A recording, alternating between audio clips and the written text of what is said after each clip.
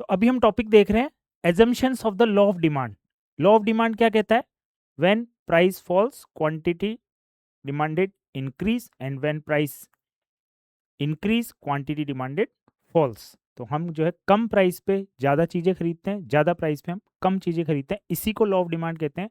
लेकिन इसके पीछे कुछ एजम्पशन है, यानी कुछ चीज़ें अगर वहाँ पे रहेगी तभी ये लॉ ऑफ डिमांड काम करेगा, अदरवाइज ये लॉ ऑफ डिमांड काम नहीं करेगा। वो क्या चीज़ें हैं, वो क्या एजम्पशंस है? फर्स्ट जो एजम्पशन है क्या है? Taste and preferences of the consumers remain constant.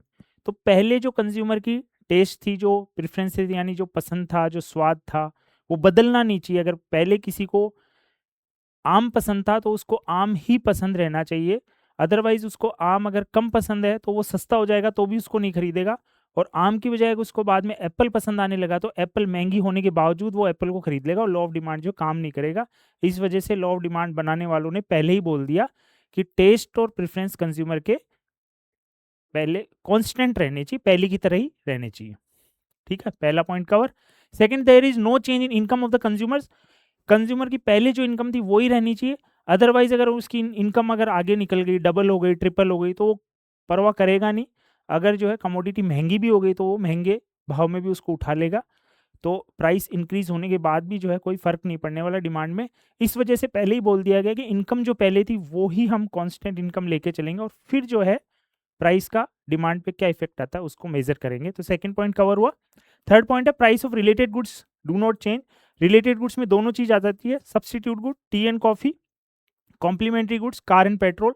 तो इनमें अगर एक कमोडिटी की प्राइस का दूसरे कमोडिटी की डिमांड पे जो है अलग अलग तरीके से फर्क पड़ता है, तो जो भी रिलेटेड गुड्स है उनकी प्राइस भी कांस्टेंट चाहिए, तभी लॉ ऑफ डिमांड काम करेगा, अदरवाइज नहीं करेगा। तो थर्ड पॉइंट भी कवर हुआ।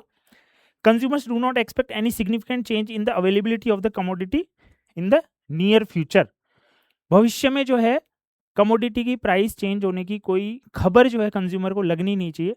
अदरवाइज आप इमेजिन करो 50 रुपए किलो चीज अगर 40 में हो गई, कंज्यूमर को खबर लग गई 40 की बजाय ये 30 में होने वाली है, तो वो 50 से 40 में भी उस कमोडिटी को परचेज नहीं करेगा, क्योंकि उसको पता है आगे 30 होने वाली है। इसका रिवर्स भी ले सकते हैं, 50 से अगर 60 हो गई और उसको खबर है कि ये आगे 70 होने वाली है, तो वो 60 में भी ज़्यादा उठा लेगा, क्योंकि उसको फ्यूचर का पता चल गया कि प्राइस जो है आगे 70 रुपीज़ पर केजी जाने वाली है। तो इस वजह से लॉ ऑफ डिमांड काम नहीं करेगा। तो लॉ ऑफ डिमांड को वर्क करने के लिए, यानी उसको हम अप्लाई तभी हो पाएगा लॉ ऑफ डिमांड जब ये सारे 4 पॉइंट कांस्टेंट रहेंगे, और इसीलिए जो है ना assumptions of the law of demand पहले ही दे दिए गए हैं कि अगर ये एजम्पशंस रहेंगे तो ही लॉ ऑफ डिमांड काम करेगा, अदरवाइज नहीं करेगा।